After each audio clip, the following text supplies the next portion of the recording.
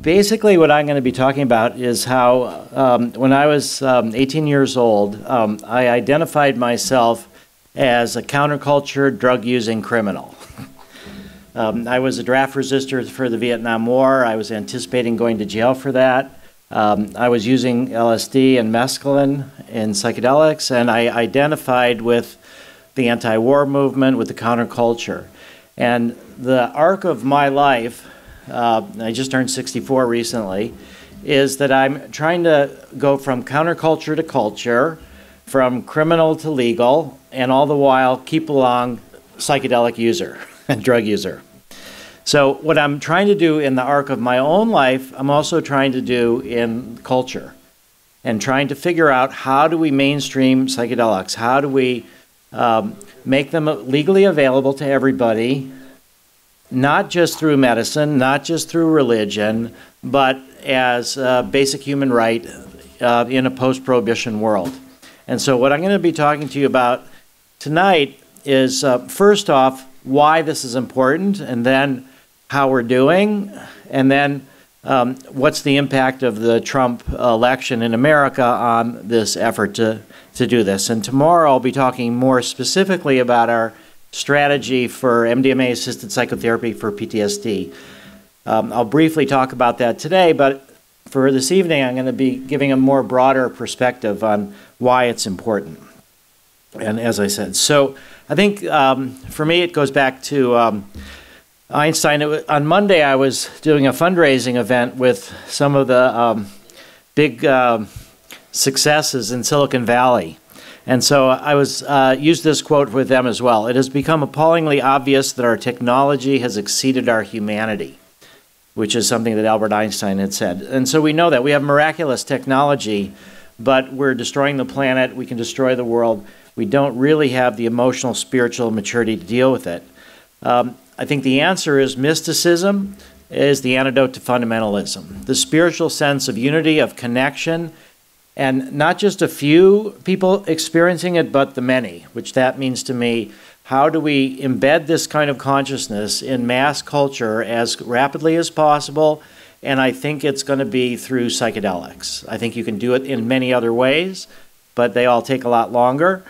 And I think the quote here comes, the gist of this book is Robert Mueller was the Assistant Secretary General of the United Nations, and this was his thesis as well, that we have countries to mediate disputes between countries, but a lot of them are religious-based, and we really need more tolerance, and mystics generally are more tolerant than the fundamentalists in their own religion. And so this spiritual experience is really the key towards evolving the human species. And how do we do that? I think, as I said, through psychedelics. Many other people have pointed to this, though, since wars begin in the minds of men. It is in the minds of men that the defenses of peace must be constructed, the UNESCO Charter, right after World War II. Edgar Mitchell said this when he was, after Back from the Moon, when we see our fundamental unity with processes of nature and the functioning of the universe, as I so vividly saw it from the Apollo spacecraft, the old ways of thinking and behaving will disappear. Einstein, the splitting of the atom has changed everything save our mode of thinking, and thus we drift towards unparalleled catastrophe. We shall require a substantially new manner of thinking if mankind is to survive. What is that new manner of thinking? And I think that's the mystical unitive sense. Terence McKenna talks about psychedelic societies. What that notion means or implies to me in terms of ideology is the idea of creating a society which always lives in the light of the mystery of being. What a psychedelic society would do, I think, is it would rationally solve problems. And that's kind of an interesting statement, because we're talking about going, in a sense, beyond rationality to this mystical sense of connection, but then when you emerge from that, you're less irrational. You're less manipulated by fears and anxieties, and you can more rationally solve problems. Richard Rockefeller, who's the one on the left, was chairman of the board of advisors of Doctors Without Borders, and he became one of our major allies before he was killed in a plane crash. But he talked about the importance of healing multi-generational trauma, the conflicts that we have seem to be repeated down generation after generation after generation. And how do we break those cycles of multi-generational trauma through healing PTSD, through helping people see with a fresh eye? And we know now through epigenetics that it is possible in one generation for stresses and anxieties of the mothers to be passed on to the children. So this is one important aspect. It's not the mystical sense, but it's through healing culture, through this healing multi-generational trauma. Neuroscientists from Stanford have written an article in Cell and said the world's populations need more compassion and empathy for one another. The study of MDMA provides one small but potentially important step towards reaching that goal. So there's a lot of benefits I think will come from neuroscience understanding mechanisms of compassion and empathy. But why are we not already doing all of this in a much more robust way? And why has there been decades of suppression of psychedelic research? It's because in the 60s, psychedelics became linked with symbols of cultural rebellion. President Nixon called Timothy Leary the most dangerous man in America. This is a picture of John and Yoko Lennon protesting the war. So I was very interested to hear Dave Nichols talk before, and I do not think that the use of psychedelics in the 60s was a mistake, nor do I think the alignment of psychedelics with the anti-war movement was a mistake. I think what was a mistake was the self-identification as counterculture, and that kind of separation is self-defeating, I think. And so that's why the whole thrust towards mainstreaming, I think, is so crucial. And then here we have Haldeman, John Ehrlichman, domestic advisor for President Nixon, and this is the genesis of the war on drugs that we're still trying to emerge out of. This was in an interview a few years before Ehrlichman died, well after, 25 years after he was there with Nixon. And he said, "We knew we couldn't make it illegal to be either against the war or black. But by getting the public to associate the hippies with marijuana and blacks with heroin, and then criminalizing both heavily, we could disrupt those communities. We could arrest their leaders, raid their homes, break up their meetings, and vilify them night after night on the evening news. Did we know we were lying about the drugs? Of course we did. But this is really the political dimensions to the war on drugs." And that stayed for decades. And then started in the 80s was MDMA, the kind of rejuvenated, really in the 70s, therapeutic use of MDMA in the 70s, late 70s and early 80s, that kind of revitalized the psychedelic therapeutic community. And we started getting different images of what psychedelics, and we had prepared for this, planned for this. We knew that the therapeutic use of MDMA was going on at the same time that it was being used as ecstasy in a party setting, that there would inevitably be a crackdown. And so we actually seeded various influential people with MDMA for them willing to try it and then to speak out once the crackdown came. And so we were able to get incredible media. Brother David Steindl-Rast, this was the first major article on MDMA in Newsweek in April of 1985, after the DEA had moved to criminalize it. He said, "A monk spends his whole life cultivating the same awakened attitude it gives you." This is Rabbi Zalman Schachter. "You call the Sabbath a delight. MDMA is like the Sabbath at the end of a long week." This was in the Washington Post. We were just really upending the stereotypical drug users. And then the backlash came to MDMA. So this was just more recently, though. This was from an Australian anti-ecstasy ad, trying to make it seem like it's all being made in your toilet. It's a little bit extreme, but then the DEA. This is the DEA website rave image. Was the dancing with darkness, the ecstasy and predatory drugs, with the skeleton.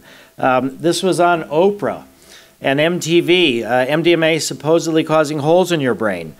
This was SPECT scans that were completely fraudulent. They took, it shows blood flow through the brain. And so they took certain areas that had less blood flow than others, and below a certain cutoff point, they just showed it all as a whole. And people still today talk to me about MDMA causing holes in the brain. Completely fraudulent, but it shows how powerful these images are. This was millions and millions of postcards were put out from the National Institute on Drug Abuse about this. You can see your plain brain and then your brain after ecstasy, which seems to have parts of it missing. This was my favorite, though. This was the head of the National Institute on Drug Abuse, testimony to the Senate subcommittee, 2001. This is when they started ramping up the penalties on MDMA. Right now, if you get arrested selling an equivalent amount of MDMA or cocaine, the sentencing guidelines for MDMA are larger, more time in jail than for cocaine. MDMA is punished more heavily than cocaine because of these fear-based images. And so you can see here the normal healthy subject, the baseline brain looks all healthy and activated with a lot of blood flow. 2 weeks post-MDMA, supposedly less blood flow. So there was a temporary dip. After 2 months when we tested, everybody was back to normal, but they didn't show that. But the funny part of this is that this particular study was a MAPS study. And we ended up sending some of the people who were in our phase 1 safety study to get brain scans. And so the way we negotiated with FDA, because this was the first study with MDMA, was they were worried that people might get MDMA in research and then become addicted to MDMA. And so to prevent that from happening, they said everybody who was in the study had to have already been experienced with MDMA, but just not have a substance abuse problem from it. So the baseline brain is actually a heavy MDMA user who's used 12 grams on average of MDMA. And so Alan Leshner showed this to the Senate. He didn't realize that. So it's a terrific example of terrible staff work. But he was basically proving the point that heavy MDMA use, ecstasy use, doesn't cause reductions in cerebral blood flow. He didn't realize that, of course. But it was only when we started doing therapy studies that the attitudes started shifting. So when we first started getting veterans and others in our studies with MDMA-assisted psychotherapy for PTSD and getting stories like this, I feared I was losing in my effort to live. I went through 3 MDMA sessions and it gave me my life back. Then the images in the media started changing. This was from 2005 from our Israeli study. This is the first ever positive image of an ecstasy pill and saving a drowning man. And it's kind of a warfare image, blood red sea with helicopters in the background. Later, in the Washington Post, again, MDMA was portrayed as the peace drug.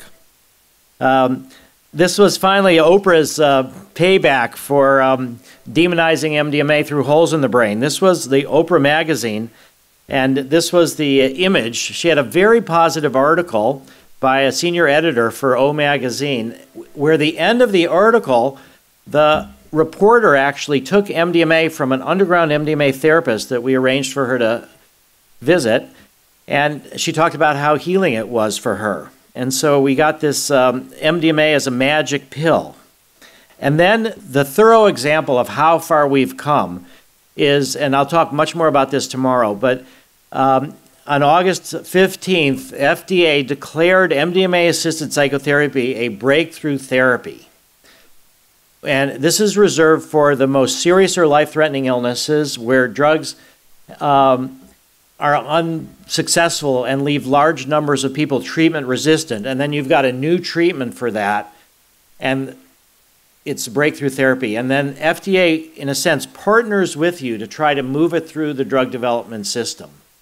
So now it's very public. Pharmaceutical companies really try to get breakthrough therapy status.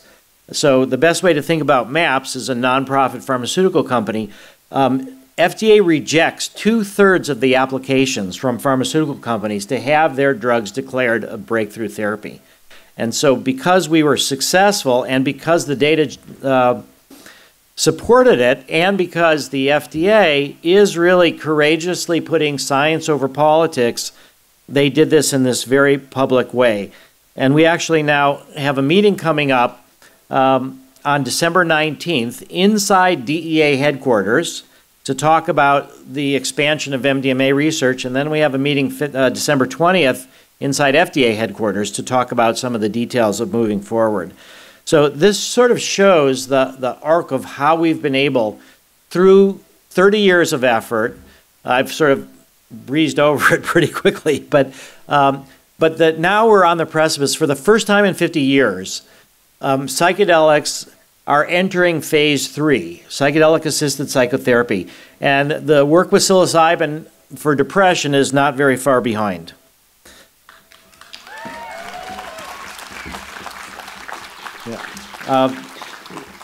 Ben Sessa, who will be speaking soon, also is about to start an MDMA-assisted psychotherapy study for alcoholism.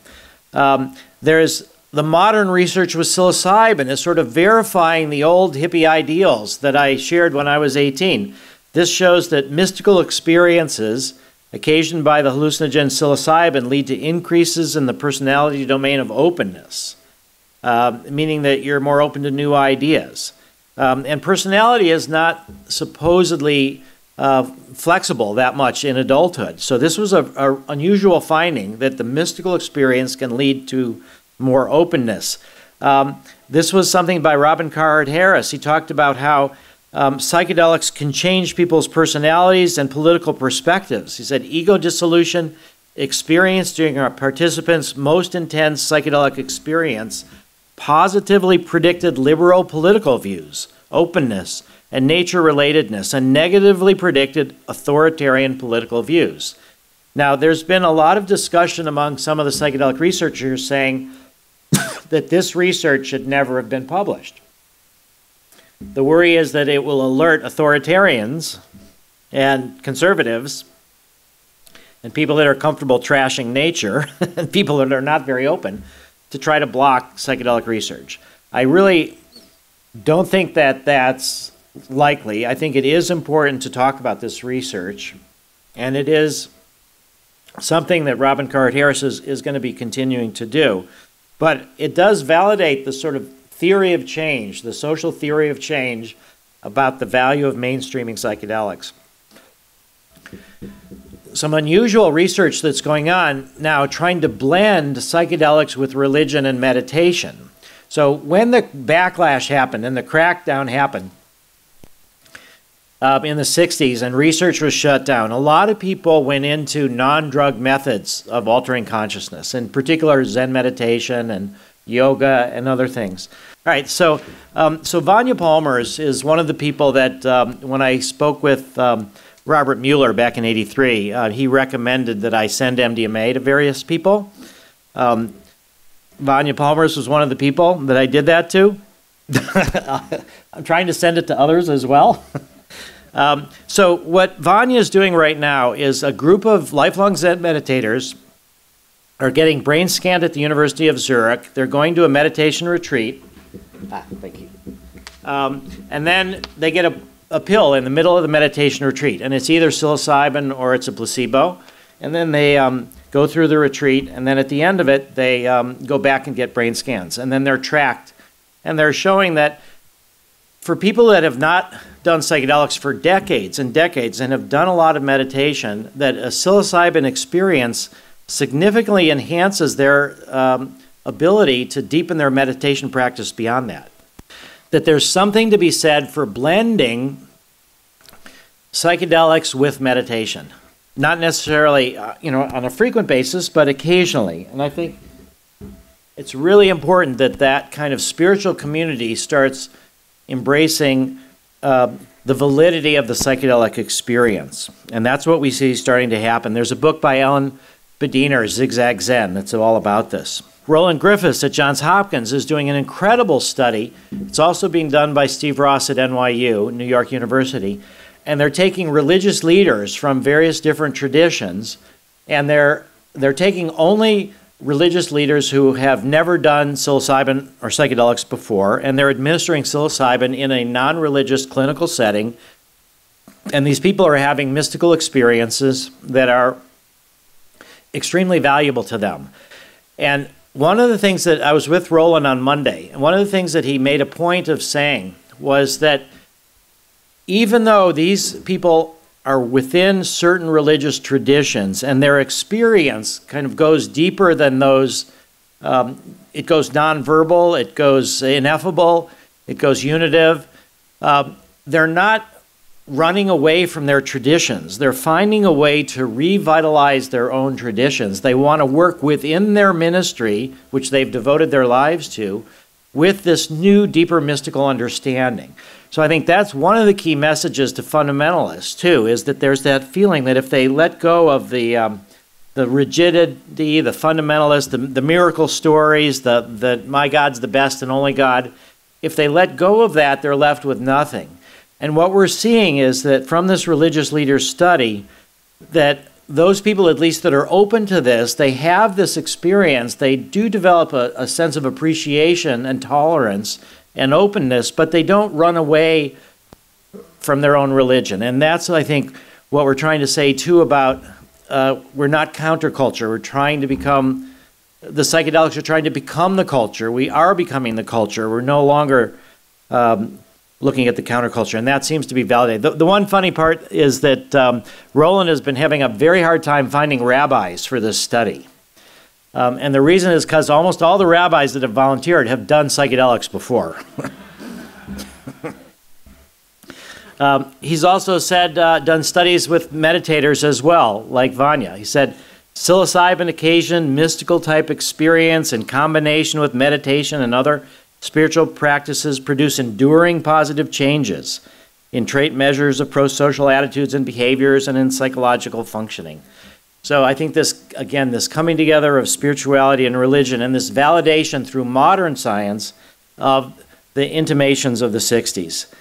There's even a philanthropist, the Libra Foundation. This is the first articulation of how supporting psychedelic research supports human rights, that we each have a fundamental human right to experience the full range of consciousness, and that the drug laws, in addition to being counterproductive, unjust, targeted minorities, build private prisons, all of those things, it's also a fundamental abridgment of our human right to explore our consciousness. This was the first articulation of that by a philanthropist. And now I've been talking with Robin and others about trying to move into the use of psychedelics for conflict resolution between Arabs and Israelis, between Catholics and Protestants, between the FARC in Colombia and the government, that there's an effort, this is just in the very early stages of trying to conceptualize how to design a protocol, how to work with people from different sides of issues, whether they all have to have their own individual experiences first so they know what they're getting into, and then you bring them into a group setting.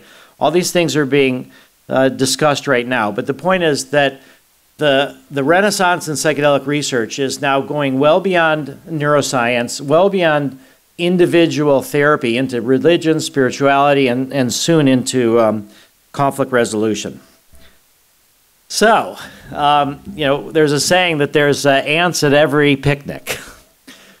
So here's the ants in our picnic of the psychedelic renaissance. So we have President Trump, we have Attorney General Sessions, we have a return to law and order, and an escalation of the drug war, an attempt to escalate that in the United States.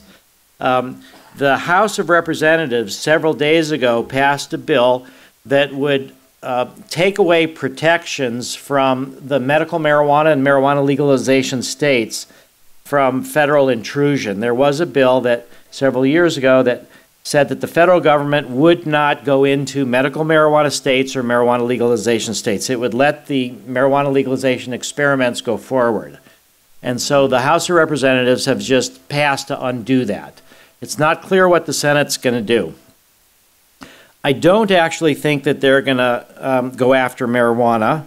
But one of the things that they are doing is they're blocking the end of the monopoly that the federal government has on federally legal marijuana. So we're able to make incredible progress with psychedelics because there are multiple producers of psychedelics, and they're not governments, they're private firms, and we negotiate with them. We're just buying 1.9 kilograms of GMP MDMA from a company in England. So we'll have MDMA to distribute worldwide to researchers. And we're able to then work with regulatory agencies. But there's only one source of supply for marijuana in the government, that's in the US, that's federally legal, and it's from the National Institute on Drug Abuse. And under Obama, in July of last year, the DEA said they would end the monopoly, and which has been in existence since 1968. And they would license new firms. 26 firms have applied. And there was an article in the Washington Post recently about how the DEA is finally ready to end the monopoly, but the Attorney General is not willing to let that happen. So we're putting pressure on the Attorney General. We're actually surprisingly in alignment with Senator Orrin Hatch, who's a Republican, one of the most powerful Republican senators in Congress. And he questioned Attorney General Sessions October 18th in a Senate hearing about this marijuana monopoly. And he said it should end. And Attorney General Sessions said he was willing to end it.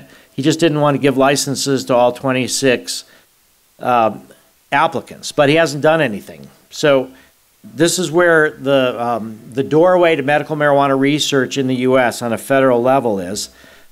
We've been protesting this since 2000. It's been one of our longest running efforts. This was a protest on the DEA lawn. And so we're working with Professor Lyle Craker at UMass Amherst, and we have an active application in there now. And the goal would be to try to make the marijuana plant in bud form, smoked or vaporized, into a generic medicine. The reason we're working on this so much is that this is where science is being blocked by politics. And if we can establish the principle that with Schedule I drugs, science first, drug war no longer, then that will protect the work with psychedelics. So it's kind of a defensive maneuver, moving the front line and trying to press on scientific freedom as it comes with medical marijuana research. So that's why we're working on it so hard. Here's one of the reasons why I think that Trump is unlikely to really go after marijuana. This is a chart that shows in the 2016 election, every place where Trump and marijuana was on the ballot.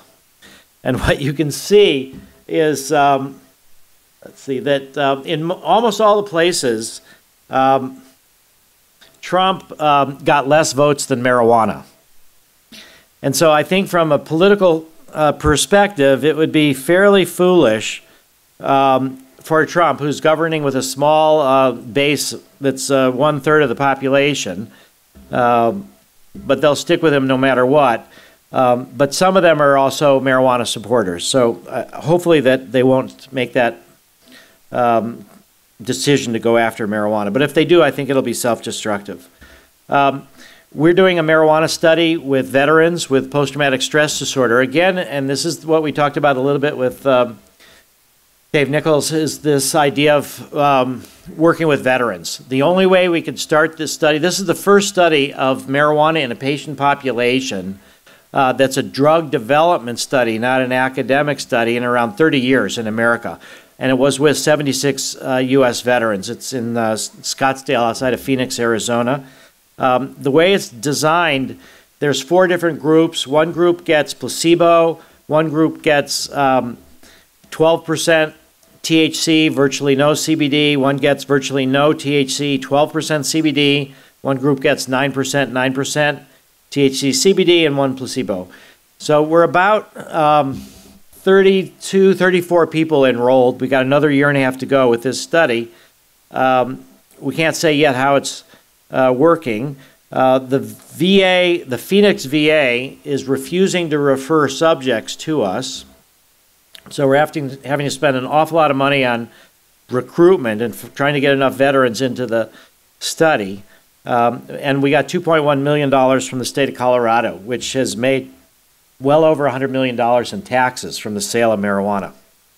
So this is an important aspect of trying to mainstream psychedelics, is trying to do this through the federal system with marijuana.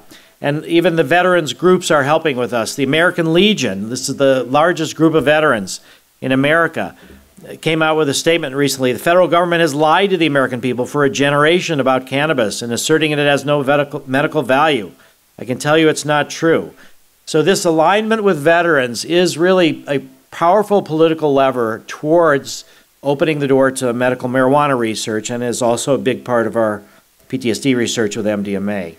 But I think this is one of the main reasons why we're able to make so much progress with MDMA-assisted psychotherapy for PTSD. This is statistics from the Veterans Administration from June 30th, 2016. So it's almost a year and a half ago.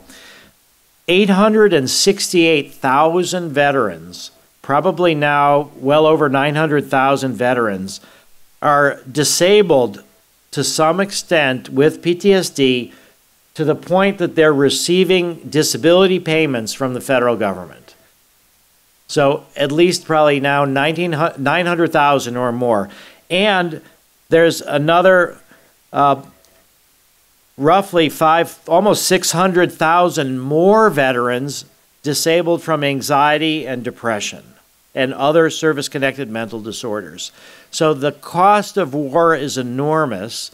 Now, there are way more people that have PTSD from non-military causes. So when you think about adverse childhood experiences, poverty, childhood sexual abuse, racial trauma, just accidents, car accidents, operations, there's millions and millions and millions of people in America with untreated PTSD. But what's the cost of it? It's not exactly clear. The last time the VA put out numbers was in 2004, and it was an average $20,000 per year for a vet on disability for PTSD.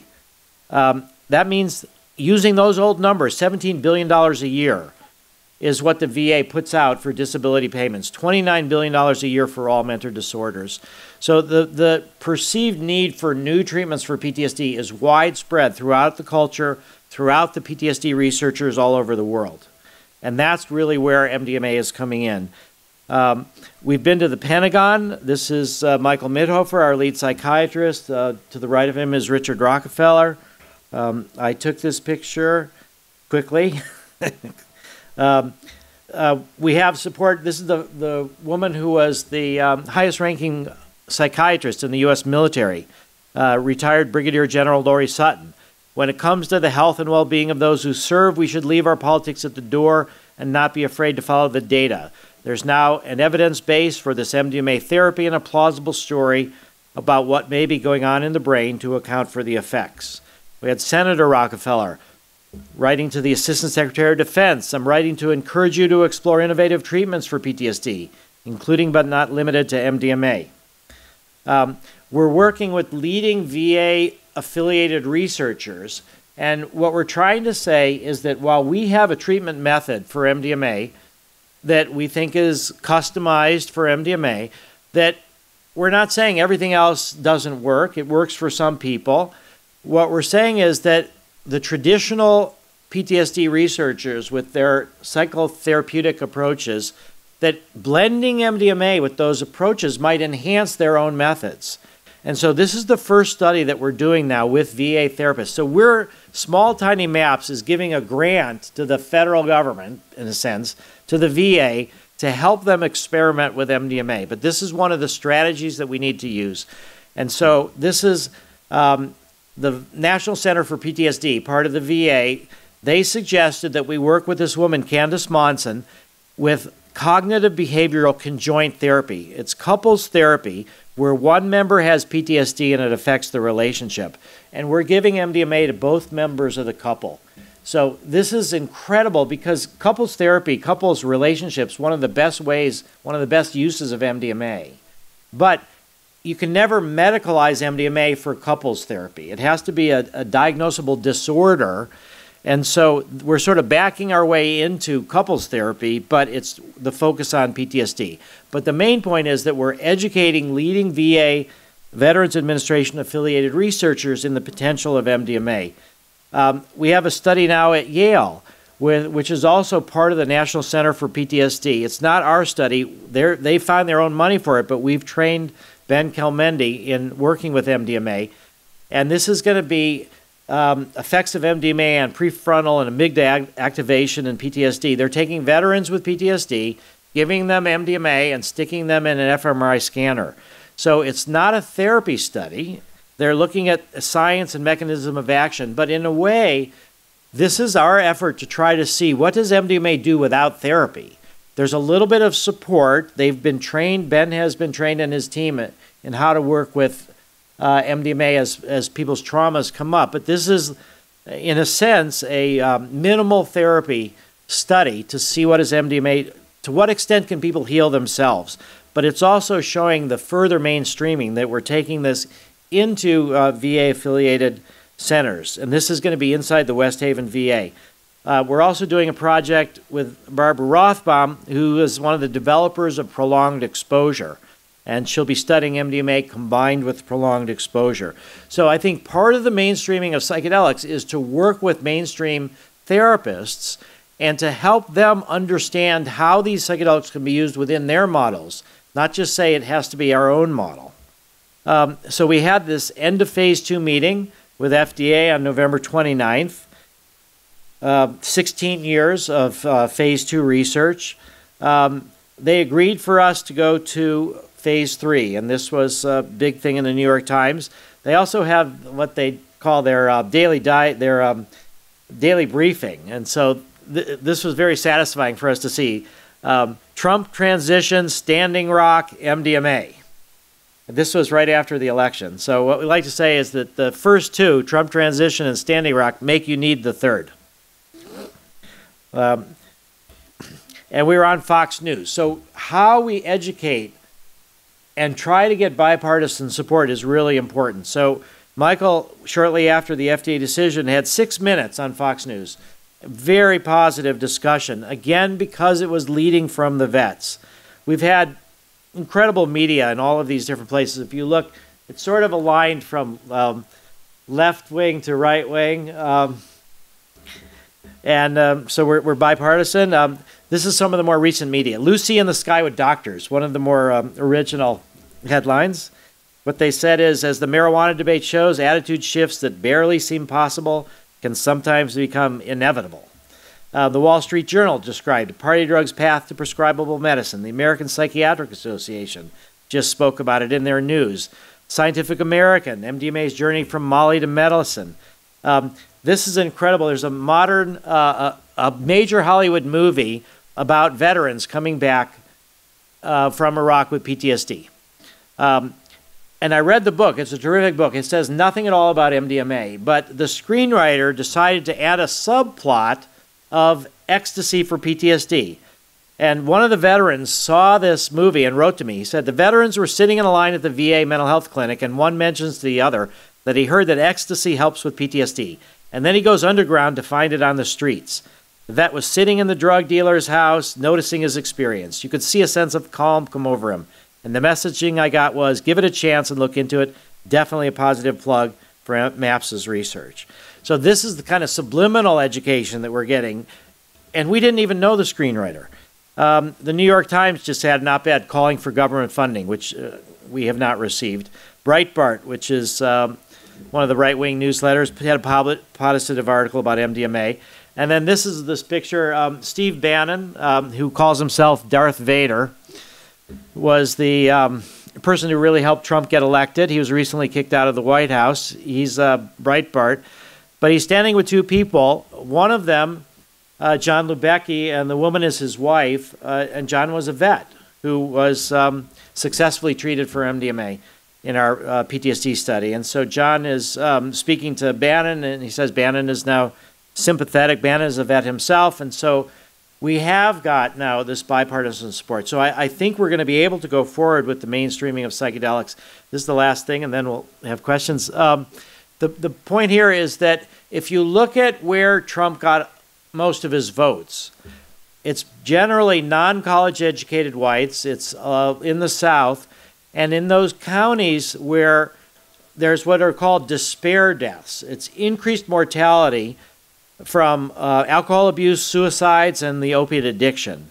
And in America, over the last few years, the mortality rate, you can see for blacks, has been getting better. For Hispanics, it's been getting better. For whites, it's getting a little bit worse. But when you disaggregate whites without a college education and with a college education, you can see that the non-college educated whites are dying heavily from despair, alcoholism, suicides, and opiates. And so what I think we need to do is bring in Ibogaine for opiate addiction. We don't have the resources for this yet, but I think that would be a way to both address sort of the core aspects of despair and also spiritualize people. So that's, I think, our overall strategy. And I think we have a real good chance of succeeding, and I don't think it's a devil's bargain that we're working with the military and trying to reach out to those people that are really suffering from despair. Thank you.